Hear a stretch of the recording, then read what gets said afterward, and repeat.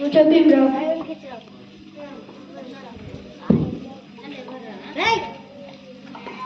ఇప్పుడు నేను అటెండెన్స్ తీసుకోవాల్సిన అశ్విక్, సాయినాథ్, విఘ్నేష్, సాత్విక్, భీమ్రావ్.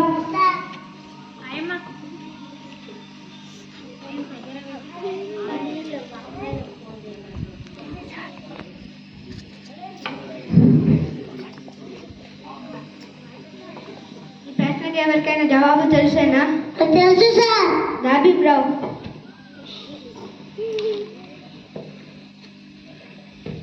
అవు భీమ్రావ్, నా బోర్డుని ముట్టుకోవడానికి నీకు అర్హత లేదు. ఎందుకు? ఎందుకంటే వీడు తక్కువ జాతి వాడు.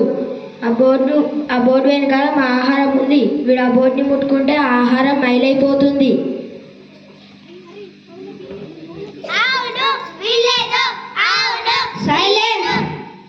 వాడు ముట్టుకుంటేనే మైలైపోయే భోజనం ఒక పూటకు తినకపోయినా పర్వాలేదు. కూర్చో. దా భీమ్రావ్. చూసుకో.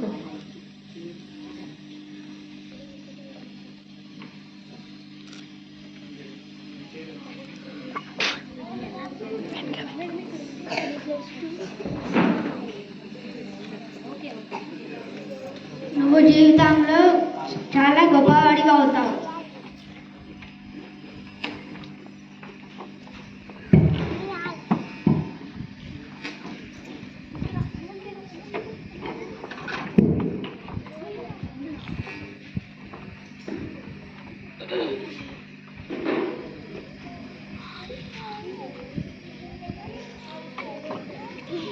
నువ్వు ఆ బోర్డుని ముట్టుకోవడం వల్ల మా ఆహారం మైలైపోయింది. ఇది కూడా నువ్వే తిను.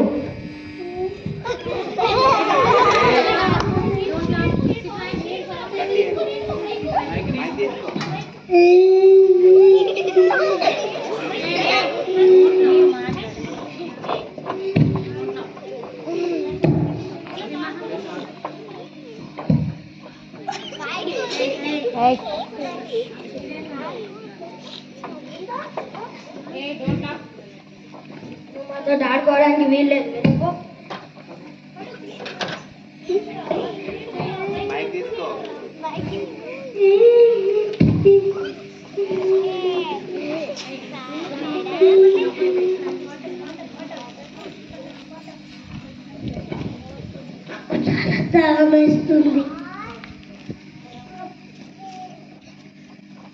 ఆవు భీమ్రావ్, నీ నీళ్ళని ముట్టుకోవడానికి నీకు వీల్లేదు. నేనే పోస్తాను. కూర్చో.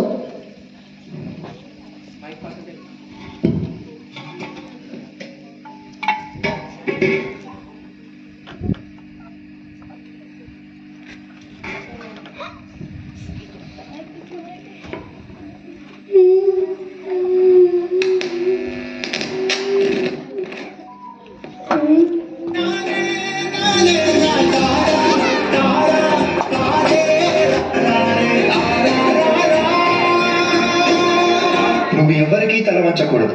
నీ చదువు నీ మార్గం కావాలి. విజ్ఞానమే నీ ధనం కావాలి. నీ వాళ్ళ కోసం నువ్వు ఒక దీపంలా నిలవాలి. నీ కృషి, పట్టుదల, దీక్ష మన భారతానికి రాజ్యాంగం కావాలి. ఇప్పటి నుంచి నీ ఇంటి పేరు నా ఇంటి పేరు అవ్వాలి. అందరూ నిన్ను అంబేద్కర్ అని పిలవాలి. సరేనా భీమ్రావ్?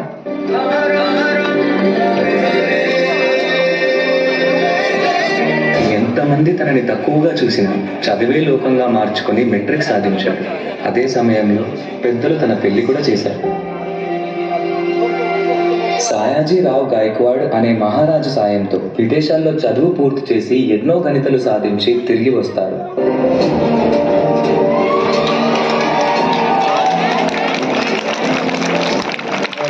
సంవత్సరాలు గడిచిన ఈ ప్రజలు మారలేదు, మా బ్రతుకులు మారలేదు. ఎలాగైనా మా తలరాత్రులు మార్చే దేవుడివి నువ్వే కావాలి బాబా.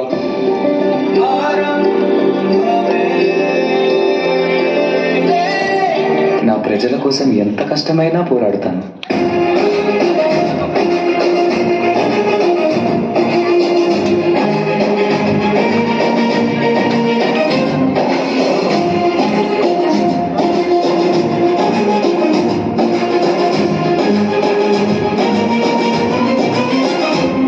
భారత రాజ్యాంగం యొక్క మూసాయుధ కమిటీ అధ్యక్షుడిగా మిమ్మల్ని ఎన్నుకోవడం మాకు చాలా సంతోషంగా ఉంది.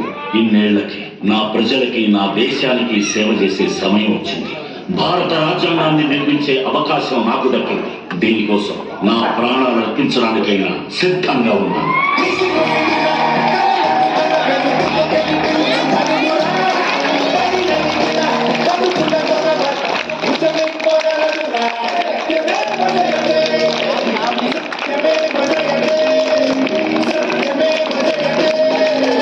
అంబేద్కర్ని ఒక ప్రాంతానికో, ఒక కులానికో, ఒక మతానికో పరిమితం చేయలేము. ఎందుకంటే ప్రతి భారతీయుడి గుండెపై చెరగని ముద్ర వేసిన మహనీయుడు ఆయన. అందరి కలలు కన్నది ఆయన కలం, బడుగుల కోసం ధ్వనించింది ఆయన గళం.